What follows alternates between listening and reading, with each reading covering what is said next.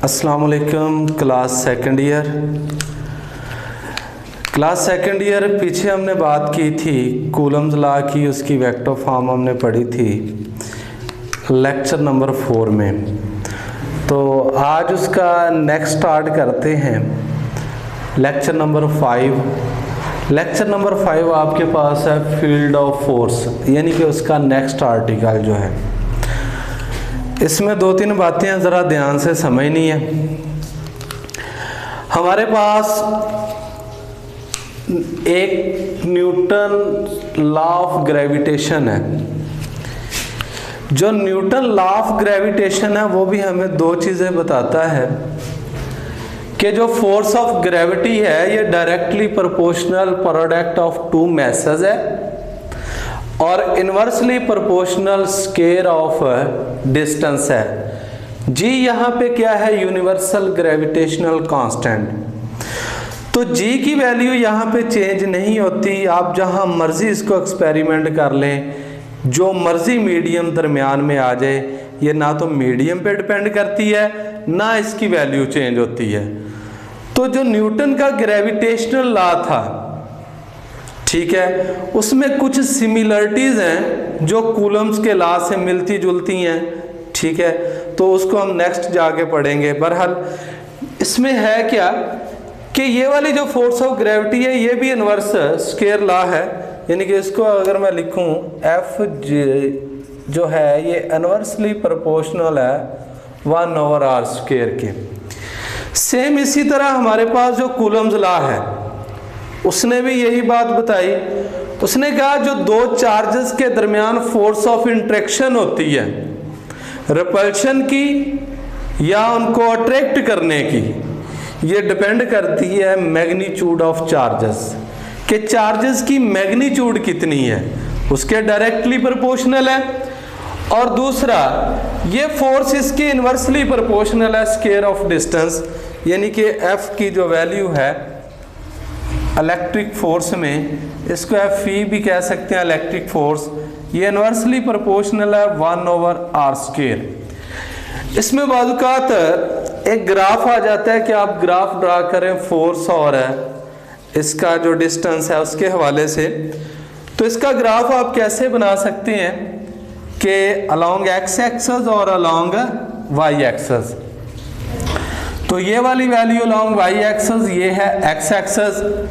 तो इधर को अगर मैं फोर्स ले लूं तो इधर को मैं आर ले लूं, तो इनका ग्राफ ड्रा करें।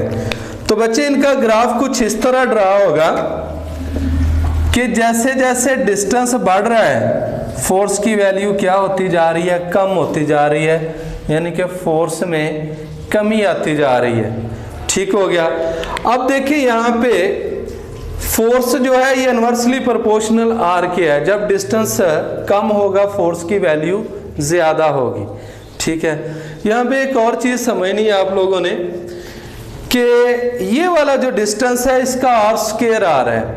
अगर मैं कहूँ कि फ़र्ज़ किया आर की वैल्यू पहले 1 मीटर है, तो बाद में हम आर की वैल्यू को डबल कर दें, यानी कि 2 मीटर कर दें, तो 2 का स्क्वायर क्या हो जाएगा? 4। 2 का स्क्वायर जब 4 होगा तो फोर्स में कितनी यानी कि कमी आएगी? वो आएगी 4 गुना। ठीक हो गया। 4 टाइम ये फोर्स रिड्यूस हो जाएगी। अगर यहाँ पे मैं कह दूं कि ये 3 मीटर है तो 3 का स्क्वायर क्या होगा? 9। तो फोर्स कितनी कम होगी? यानी कि 9 टाइम फोर्स की वैल्यू डिक्रीज हो जाएगी। तो इस बात को भी ज़हन में रखना है, ये ऑब्जेक्टिव भी आ जाती है और ये ग्राफ भी। उसके बाद यहाँ पे एक चीज़ आती है वैल्यू ऑफ के। के क्या है? इसको हमने कहा था कांस्टेंट ऑफ प्रोपोर्शनैलिटी।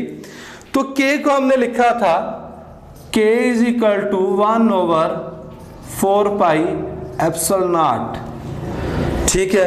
अब ये वाला एप्सिलॉन नॉट जो है इसको परमिटिविटी ऑफ फ्री स्पेस का हमने नाम दिया था, परमिटिविटी ऑफ फ्री स्पेस। तो फर्क ये है कि जो न्यूटन्स का ग्रेविटेशनल लॉ है यहाँ पे जी की वैल्यू डिपेंड नहीं करती किसी भी मीडियम पे, लेकिन ये वाली जो के की वैल्यू है ये डिपेंड करती है मीडियम पे। जब मीडियम चेंज करेंगे तो K की वैल्यू भी आपके पास क्या हो जाएगी, चेंज। मसलन इस फार्मूले को मैं लिखता हूं, ये वाला फार्मूला हमारे पास होगा F is equal to K की वैल्यू क्या, 1/4 pi epsilon not Q1 Q2 over R square. अब इन चीजों का आप कांस्टेंट रखें, यानी कि आर स्क्वायर भी उतना रहने दें, चार्ज भी उतना रहने दें, क्योंकि फोर्स चार्जेस पे भी डिपेंड करती है, चार्जेस की मैग्नीट्यूड पे और डिस्टेंस पे। इस सब को अगर मैं कांस्टेंट रखूं तो 1/4 पाई तो कांस्टेंट है ऑलरेडी। तो अगर मैं इसको चेंज करूं, ये क्या है, ये परमिटिविटी ऑफ फ्री स्पेस है। अब मैं कोई भी चार्ज है, यानी कि दो चार्ज है, अगर तो उनके दरमियान फ्री स्पेस है फिर इसकी ये वाली वैल्यू है। लेकिन अगर इसमें मैं कोई मीडियम ऐड कर दूं, कोई ना कोई मीडियम रख दूं, ठीक है, उसको हम कहते हैं, यानी कि जो मीडियम की परमिटिविटी है, मीडियम जब हम ऐड करेंगे तो ये वाला जो फोर्स का फार्मूला है ये हमारे पास बन जाएगा F 1/4 pi epsilon not E medium. ठीक हो गया जी, Q1 Q2 over R square. ठीक है जी। अब ये वाला मीडियम जो है ये काम क्या करता है, ठीक है, परमिटिविटी का मतलब होता है अलाउ कर देना। ध्यान से बात समझनी है, जब आप कोई मीडियम दो चार्जेस के दरमियान रख देते हैं, उस मीडियम ने क्या करना है, उस मीडियम ने इंटरेक्शन करनी है। जब चार्जेस से जो फील्ड आ रही हैं तो उसने क्या करना है, उनको अपोज करना है, या जिस तरह भी है, बहरहाल उसने उस फोर्स को रिड्यूस करना है। वो मीडियम खुद ब खुद अलाउ हो जाता है, ठीक है। तो वो एज ए मीडियम जाके जब एक्ट करेगा तो इस फोर्स की वैल्यू क्या हो जाएगी, रिड्यूस हो जाएगी। तो मीडियम के ऐड करने की वजह से, ठीक है, जितनी ये वाली वैल्यू ज्यादा होगी, ई नॉट तो आएगा ही, लेकिन ये मीडियम साथ जब आएगा, जब ये वाली वैल्यू ज्यादा होगी तो ये वाली वैल्यू क्या हो जाएगी, कम। अब एक होती है रिलेटिव परमिटिविटी, वो क्या होती है, रिलेटिव परमिटिविटी बच्चे इसको डिफाइन हम इस तरह करते हैं कि इसको ER लिखते हैं। ये दो चीजों की रेशो होती है रिलेटिव परमिटिविटी, मसलन ratio of permittivity of medium over ratio of permittivity of free space.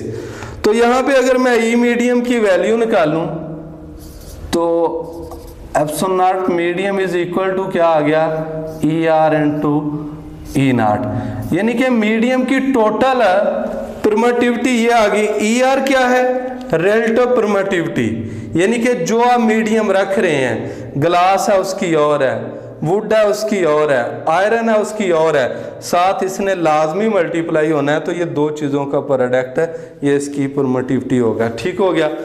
उसके बाद जी फील्ड ऑफ फोर्स की तरफ आते हैं। फील्ड ऑफ फोर्स क्या है कि यहाँ पे न्यूटन का ग्रेविटेशनल लॉ भी हमने बता दिया, कूलम्स लॉ भी बता दिया। अब फील्ड ऑफ फोर्स क्या है हमारे पास, फील्ड ऑफ फोर्स हम कहते हैं कि जब एक चार्ज के गिर्द जो फील्ड बनता है, उस फील्ड में जब कोई दूसरा चार्ज आता है तो वो उससे इंटरेक्शन करवाता है, या उसको अट्रैक्ट करता है, या उसको रिपेल करता है। ठीक है, यहाँ पे दो क्वेश्चन क्रिएट हो गए। पहला क्वेश्चन ये है कि जो चार्जेस के अंदर फोर्सेस होती हैं वो कहाँ से आती हैं, उनका रीजन क्या है। पहला सवाल तो ये है, यानी कि चार्ज है आपके पास, उसमें जो फोर्स आई है वो कहाँ से आई है। और दूसरा क्वेश्चन ये था कि चार्जेस आपस में होते तो दूर दूर है, लेकिन एक चार्ज से दूसरे चार्ज में ये फोर्स किस तरह ट्रांसमिट होती है, ये कैसे ट्रांसफर होती है एक चार्ज से दूसरे चार्ज में। तो इसका जवाब दिया माइकल फैराडे ने।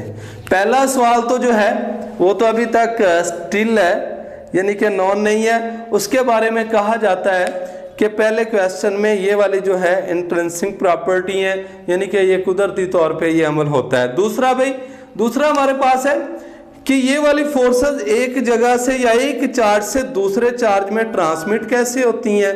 तो इसका कंसेप्ट दिया था concept of electric field by Michael Faraday. उसने क्या कंसेप्ट दिया, उसने कहा कोई भी चार्ज है आपके पास, फर्ज किया ये वाला चार्ज, इसको मैं Q पॉजिटिव का नाम दे लेता हूं, इसके गिर्द एक फील्ड होता है इस तरह, डॉटेड लाइन से मैं डिनोटेड कर देता हूं जी, ये वाला फील्ड। ठीक है, जो चार्ज के करीब तरीन होगा वहां पे डॉट की जो डेंसिटी है वो ज्यादा होगी।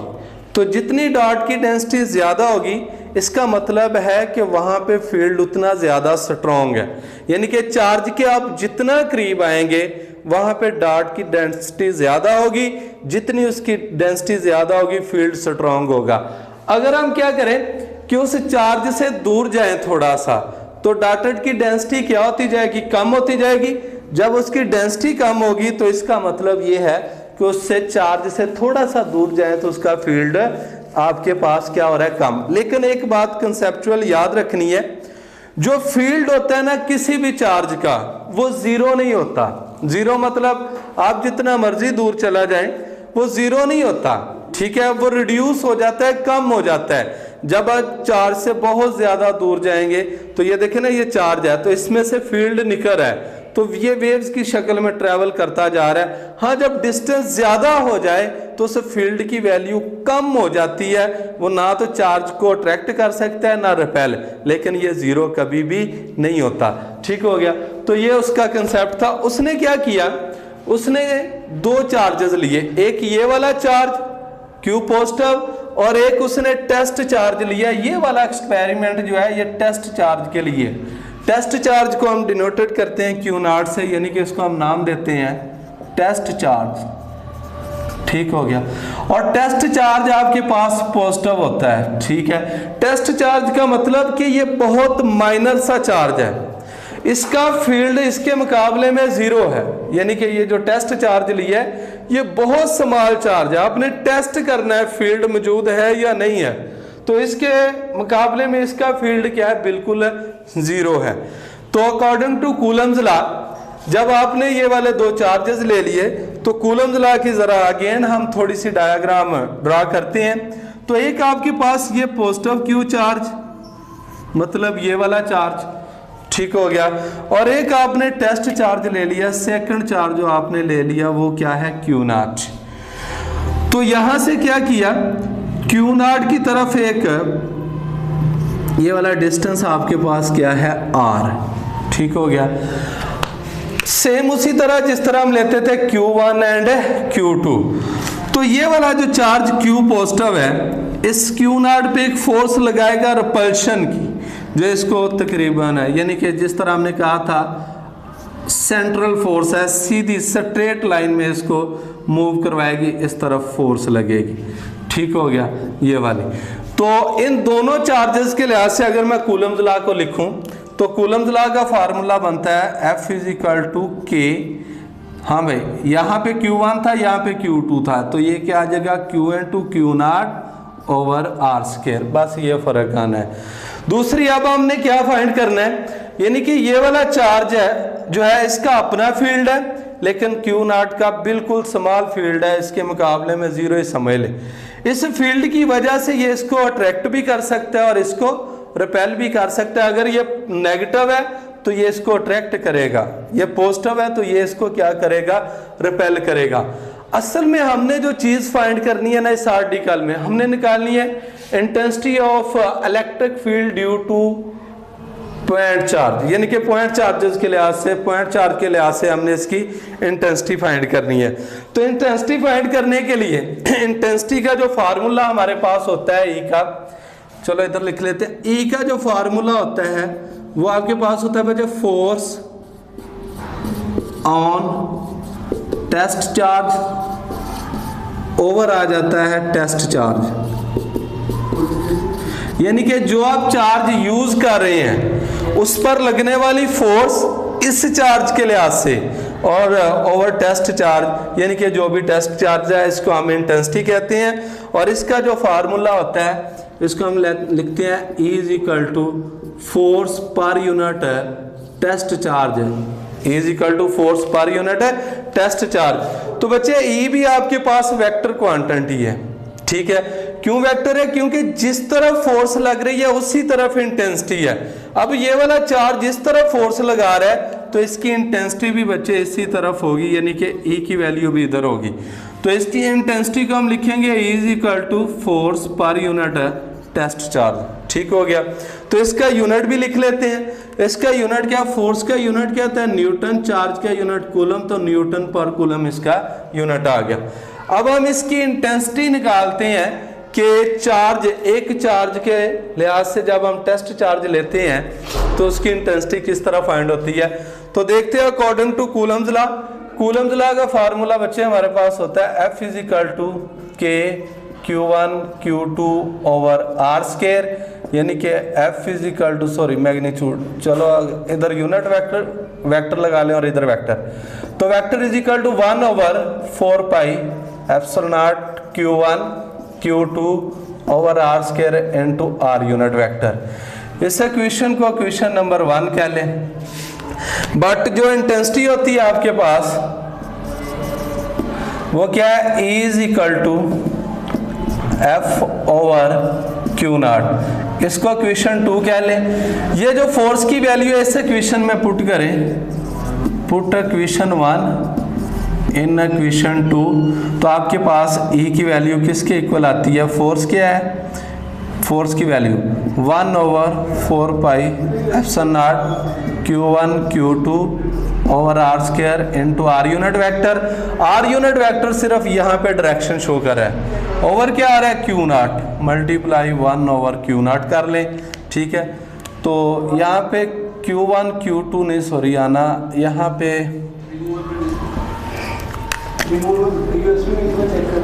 पे आपने बेटे Q नॉट लिखना है, Q not into Q not into Q not, sorry ये थोड़ी सी मिस्टेक हो गई थी। तो Q नॉट से Q नॉट क्या हो गया, ये इससे क्या हो गया कैंसल। तो E की वैल्यू आपके पास क्या आई, आल्सो E की वैल्यू आपके पास आई 1 over 4 pi epsilon not Q over R square into R unit vector. तो ये बच्चे इलेक्ट्रिक इंटेंसिटी है। तो ये वाली इंटेंसिटी भी देखिए, एक तो मीडियम पे डिपेंड करेगी कि मीडियम कौन सा है, 1 ओवर 4 पाई कांस्टेंट है, और दूसरा चार्ज की मैग्नीट्यूड कितनी है, यानी कि ये वाला जो चार्ज आप यूज कर रहे हैं इसमें कितना चार्ज मौजूद है, इसकी मैग्नीट्यूड कितनी है, और तीसरी बात ये आर स्क्वायर पे भी डिपेंड करेगी। तो इसका भी अगर मैं ग्राफ बनाऊं तो ग्राफ इसका इस तरह कुछ आता है, इधर को फोर्स ले लें, इधर को आर ले लें, तो ये वाला ग्राफ भी बच्चे इस तरह आता है। और जब यहाँ भी डिस्टेंस आप डबल करेंगे तो डिस्टेंस डबल होने की वजह से इसकी वैल्यू 4 गुना रिड्यूस हो जाएगी। हाँ, एक और बात, अगर यहाँ पे डिस्टेंस हम 0 कर दें, 0 नहीं कर सकते, जब 0 करेंगे समथिंग ओवर 0 इन्फिनिटी हो जाएगा, ये नॉट डिफाइन, ये गलत है, 0 नहीं कर सकते। ठीक है, तो जब डिस्टेंस है, यानी कि यहाँ पे मैं पुट करूं, फर्ज किया E is equal to 1 over 4 pi epsilon not Q over 0, तो समथिंग ओवर 0 इन्फिनिटी हो जाएगा, तो ये क्या है, ये नॉट डिफाइन, ऐसा नहीं हो सकता। इसका मतलब ये है कि चार्ज के अंदर आप आ गए हैं, तो ऐसा मुमकिन नहीं है।